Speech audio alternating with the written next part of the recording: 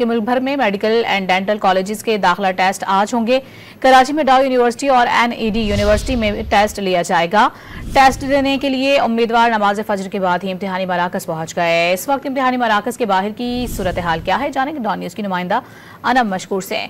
अनम, बताइएगा कराची में मजमूई तौर पर कितने उम्मीदवार टेस्ट में शरीक हैं और इम्तिहानी मराकज की सिक्योरिटी के क्या इंतजाम किए गए हैं?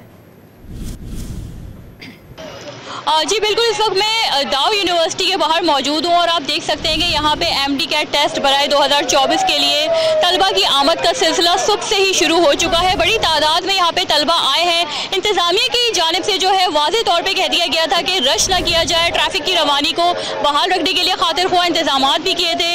इस हवाले से जो सिंध पुलिस है उनको और दीगर इदारों को भी जो है लूप में लिया गया था, जो कि ट्रैफिक की रवानी को मैनेज करने के लिए यहाँ पे आए थे। और आप देख सकते हैं कि यहाँ पे अभी से सुबह के औकात में ही खासा रश है। तलबा बड़ी तादाद में यहाँ पे आए हैं, कतारें लगाए खड़े हैं। कहा यही जा रहा है कि इस वक्त जो इंतजामात है वो पहले की बेनिस्बत ज़्यादा सख्त किए गए हैं। जो तलबा यहाँ पे आ रहे हैं टेस्ट देने के लिए तकरीबन 12,858 है, जबकि जो है 846 सीटों के लिए ये है। जबकि इनमें अगर बात करें सेल्फ फाइनेंस की भी 112 सीटें हैं, उसके लिए उम्मीदवार कड़ी तैयारी करके यहाँ पे पहुंचे। हमारी बच्चों से भी बात हुई है, जो तलबा है उनसे भी बात हुई है। उनका यही कहना था कि इस टेस्ट की तैयारी के लिए वो काफ़ी अरसे से मेहनत कर रहे थे।